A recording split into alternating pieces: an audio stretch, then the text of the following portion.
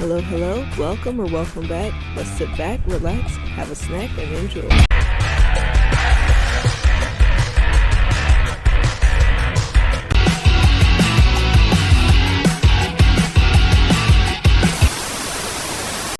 Sit at My Grave, Season 4, Sanity or Salvation.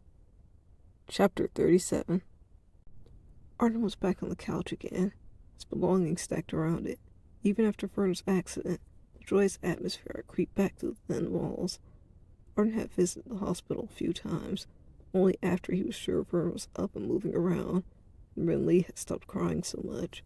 It was a cheap move, reminiscent of his past self, but he just couldn't bear it. How disappointing. He was the cause, and he still couldn't own up to it. Arden flopped his arm over, slapping himself in the face. It wouldn't leave a mark, but the sound and light stinking was satisfactory enough for then. Even through his guilt, he was sure to journal what he saw and felt. He could try and enjoy this party all he wanted, bond with his family as he pleased, but he knew at the end he would be on his way out again. As far as he was concerned, he didn't live anywhere at the moment. He was only drifting by. It had been quite a few weeks since Verna went to the hospital. She had to have surgery and spent a while recovering. She came home before the doctor recommended, but she was forced to use crutches and have pain medication. Since then, she had to spend much more time inside than usual. But aside from that, Arden observed her still trying to make light of the situation, despite everything.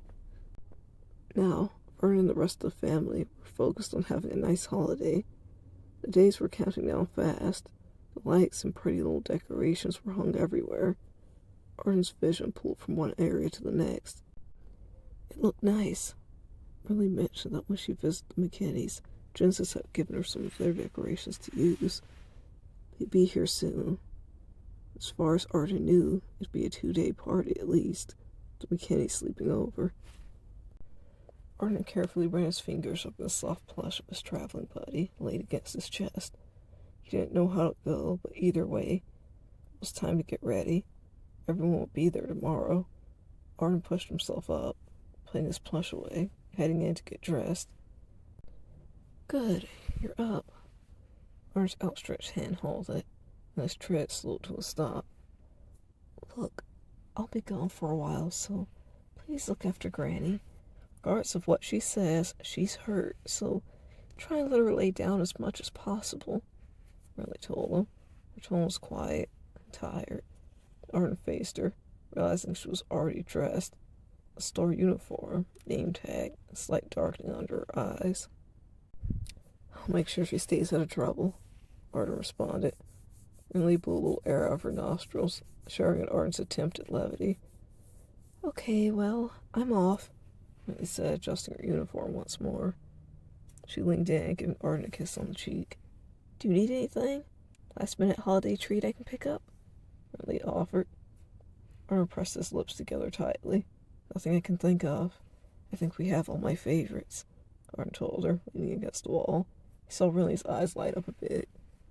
Okay, well, I'm officially out of here. Call me if you need me, Riley told him, hugging him tightly. Arden hugged her back. Riley sighed after they parted, leaving out quickly, as not to be late. Arden watched her drive down the street, while finally pulling himself away from the window. Steam filled the room, fogging the mirrors, warmth surrounding his body, his bangs being pasted to his forehead as he stared up. After checking on his grandmother, Arden went in to shower. All because of me, they're burdened again, he muttered to himself. Riley got a part-time job from a store, desperate for workers so close to the holidays. She said it was for more gifts and decor, but Arden wasn't that naive. He knew fully well Verna's surgery cost a lot. He in fact confirmed it, seeing a letter from the hospital laid out. They hadn't been completely comfortable financially. They were getting into a good spot until this happened. Bills for the ride there, the surgery, and all the medicine that came with it. All because I thought I saw... Arden paused that thought, pushing the shower curtain away, glanced around the bathroom. His pile of dirty clothes lumped over in the corner almost made him freeze. He quickly shook his head, closing the curtain back. He had to shake this paranoia. He couldn't keep hurting his family because of what was going on in his own head. Artem rubbed his hands down his wet face, keeping his head down.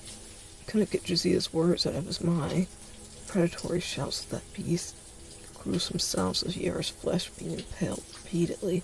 They all clogged his brain. The